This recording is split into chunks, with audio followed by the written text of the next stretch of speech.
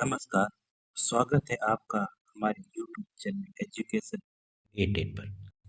आज अपन बात करेंगे कक्षा 9 लोकतांत्रिक राजनीति का चैप्टर संख्या 5 लोकतांत्रिक अधिकार। इसका भाग संख्या 1 अपन ने पहले पढ़ लिया है और आज पढ़ेंगे भाग 2 जिसके अंतर्गत पढ़ेंगे लोकतंत्र में अधिकार। यानी अपन ने 3 उदाहरण देखे थे पहले। उन उदाहरणों के अंतर्गत उन लोगों के ऊपर या उन लोगों को बहुत ही कष्ट का सामना करना पड़ा, यानी उनके जो अधिकार थे उन अधिकारों को उनसे छीन लिया गया। उसके अंतर्गत पढ़ा हमने ग्वांतानामो बे के कैदी, सऊदी अरब की औरतों और कुसावो के अल्बेनियाई लोगों, और इसी प्रकार भारत के अंतर्गत 1984 और 2002 के दंगों का शिकार हुए लोगों के बारे में सोची। अगर महत्वपूर्ण फैसला करने का अधिकार आपके हाथों में होता तो आप किस प्रकार की व्यवस्था अपनाते कि ये उपयुक्त घटनाएं हैं वो घटित ना होती और आगे भी उपयुक्त इन प्रकार की घटनाएं घटित ना हो।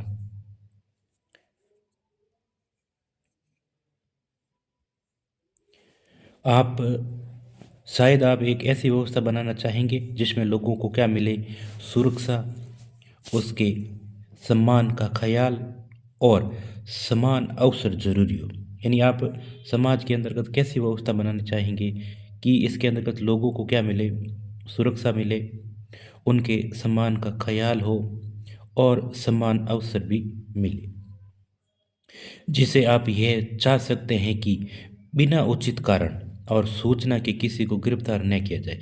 यानी किसी भी व्यक्ति को बिना उचित कारण के और बिना सूचना की गिरफ्तार न किया जाए।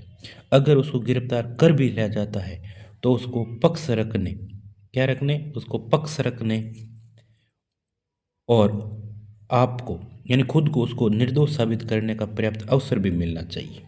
क्या मिलना चाहिए?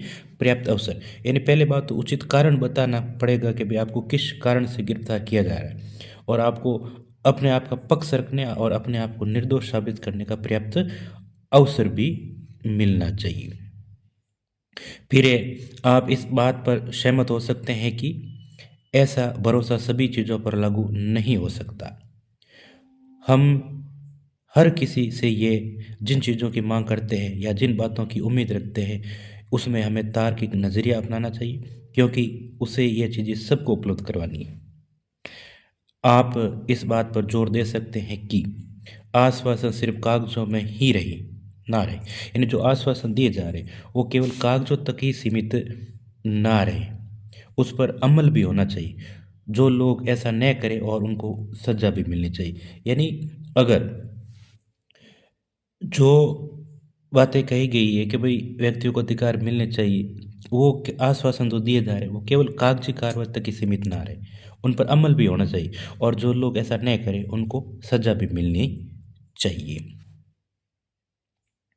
दूसरे शब्दों के अंतर्गत बात कहें तो आप एक ऐसी व्यवस्था बनाना चाहेंगे जहां हर किसी को न्यूनतम बातों की गारंटी मिले। यानी हर किसी को क्या मिले? न्यूनतम बातों की गारंटी। अमीर हो या गरीब, ताकतवर हो या कमजोर, बहुसंख्यक हो या अल्पसंख्यक, हर किसी को इन न्यूनतम चीज़ों की गारंटी होगी। यानी ऐसी न्यूनतम बातों की गारंटी जो अमीर, गरीब, ताकतवर, कमजोर, बहुसंख्यक, अल्पसंख्यक उन सभी को क्या है? मिले। अधिकारों की सोच के पीछे यही भावना है।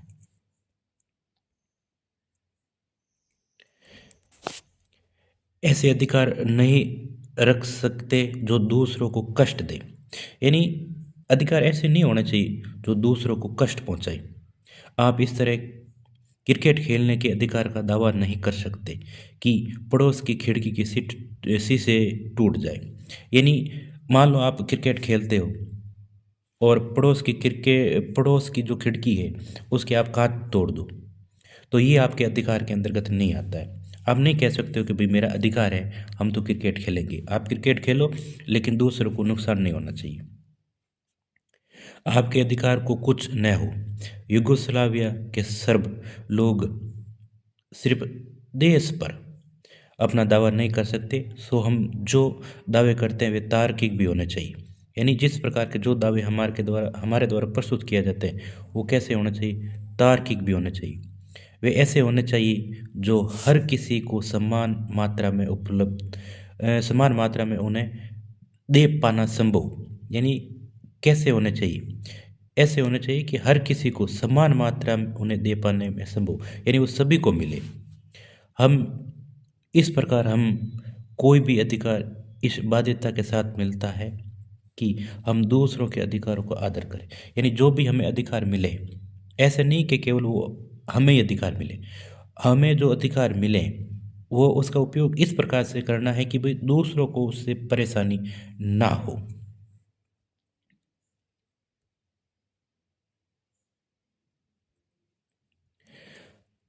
हम कुछ दावे कर दें सिर्फ इतने भर से ही हमारा अधिकार नहीं हो सकता।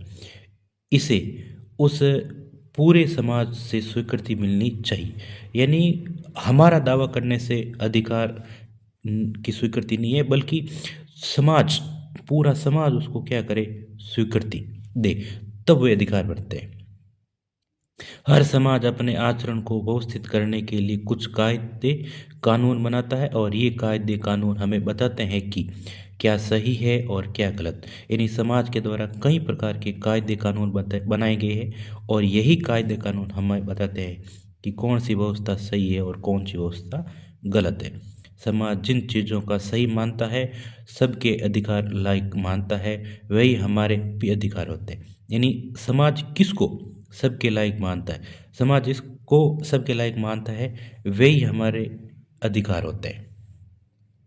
इसलिए समय और स्थान के हिसाब से अधिकारों की अवधारणा भी बदलती रहती है।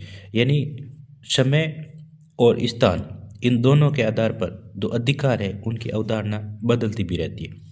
200 साल पहले अगर कोई चाहता कि औरतों को भी वोट देने का अधिकार होना चाहिए तो उसे अजीब माना जाता। यानी शुरुआत के अंदर का तो बात करें, यानी पीछे लौट कर अगर बात करें 200 साल पहले, तो जो वोट महिलाएं होती उनको वोट देने का जो अधिकार मिले वो अजीब लग सकता था।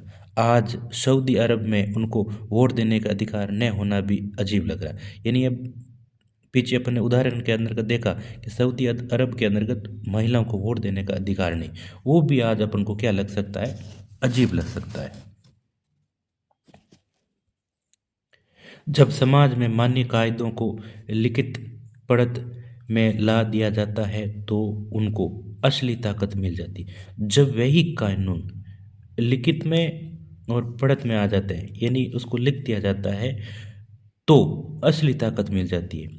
इनके बिना ये प्राकृतिक या नैतिक अधिकार ही रह जाते। अगर इसको सही तरीके से लिखा नहीं जाए, कागजी कार्रवाई के अंदर अगर लिखा नहीं जाए, तो ये केवल कैसे रहेंगे, ये केवल प्राकृतिक और नैतिक अधिकार तक ही रहेंगे। ग्वांतानामो बे के कैदियों को अपने दमन का विरोध करने का, उसे गलत बताने का सिर्फ नैतिक अधिकार था। यदि कागजी कानून में कहीं नहीं लिखा हो तो कैसा था, केवल नैतिक अधिकार था। पर वे इसके भरोसे किसी ऐसे व्यक्ति या संस्था के पास नहीं जा सकते थे जो इन्हें लागू करा सके। जब कानून कुछ दावों को मान्यता देता है तो उनको लागू किया जा सकता है। फिर हम किसी लागू करने की मांग भी कर सकते हैं। अगर अन्य नागरिक या सरकार इन अधिकारों का आदर नहीं करते हैं तो उनका उल्लंघन करते हैं। मान लो कोई नागरिक या सरकार, अन्य नागरिक या सरकार इन अधिकारों का आदर नहीं करे, उनका उल्लंघन करते हैं, तो हम इसे अपने अधिकारों का हनन कहते हैं। यानी आपको जो अधिकार मिले, उन अधिकारों को अगर अन्य नागरिकों के द्वारा और सरकार के द्वारा उनका आदर नहीं किया जाता है या उनका उल्लंघन किया जाता है, तो हम इसे अपने अधिकारों का हनन कहते हैं कि भाई हमारे जो अधिकार है उनका दूसरे नागरिकों के द्वारा या सरकार के द्वारा क्या किया गया है, उल्लंघन किया गया है। तो हम इसको मानते हैं कि भाई हमारे अधिकारों का क्या हो गया, हनन हो गया। ऐसी स्थिति में कोई भी नागरिक अदालत का दरवाज़ा खटखटा सकता है। यानी आपके अगर अधिकारों का हनन हुआ है तो आप किसका दरवाज़ा खटखटा सकते हो, कहाँ जा सकते हो, अदालत के अंतर्गत अपने अधिकारों की रक्षा की मांग कर सकते हो। इसलिए हम अगर किसी दावे का अधिकार करते हैं तो इनमें ये 3 बुनियादी चीज़ें होनी चाहिए। कौन कौन सी? अधिकार लोगों के तार्किक दावे। अधिकार क्या है? लोगों के तार्किक दावे है। अधिकार लोगों के क्या है, तार्किक दावे, इन्हें समाज से स्वीकृति मिलती है और अदालतों द्वारा मान्यता भी मिलती है। तो आपसे पूछ सकते हैं कि अधिकार क्या है। तो अधिकार लोगों के तार्किक दावे हैं जिन्हें समाज ने स्वीकृति दी और अदालतों द्वारा उनको मान्यता मिली। ये क्या कहलाता है, अधिकार। अब अपन पढ़ेंगे लोकतंत्र में अधिकारों की क्या जरूरत है, क्यों अधिकार की आवश्यकता महसूस की गई। आपसे पूछ भी सकते हैं कि लोकतंत्र में अधिकारों की आवश्यकता क्या है।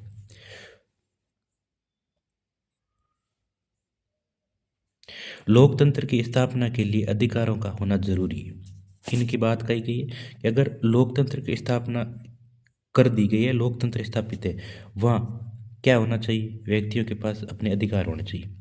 लोकतंत्र में हर नागरिकों को वोट देने का और चुनाव लड़कर प्रतिनिधि चुने जाने का अधिकार है। लोकतंत्र के अंतर्गत व्यक्तियों को क्या प्राप्त है, वोट देने का अधिकार, चुनाव लड़कर प्रतिनिधित्व चुने जाने का अधिकार, यानी वोट देने का अधिकार भी है और वोट देकर वो अपने क्या चुनता है, प्रतिनिधि चुनता है।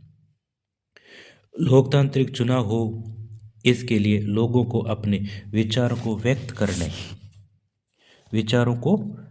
करने की, राजनीतिक पार्टियां बनाने और राजनीतिक गतिविधियों की आज़ादी भी होनी चाहिए। लोकतंत्र में अधिकारों की एक खास भूमिका भी है। क्या है, अधिकार बहुसंख्यों के दमन से अल्पसंख्यों की रक्षा करते हैं।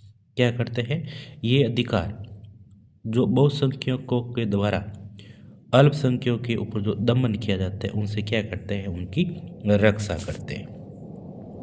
ये इस बात की व्यवस्था करते हैं कि बहुसंख्यक किसी लोकतांत्रिक व्यवस्था में मनमानी नहीं करे, यानी बहुसंख्यक क्या ना करे, इस लोकतांत्रिक व्यवस्था में अपनी मनमानी ना करे।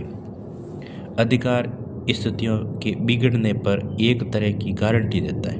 क्या देता है कि अगर स्थितियाँ बिगड़ भी जाए तो वे आपको क्या प्रदान करते हैं, गारंटी।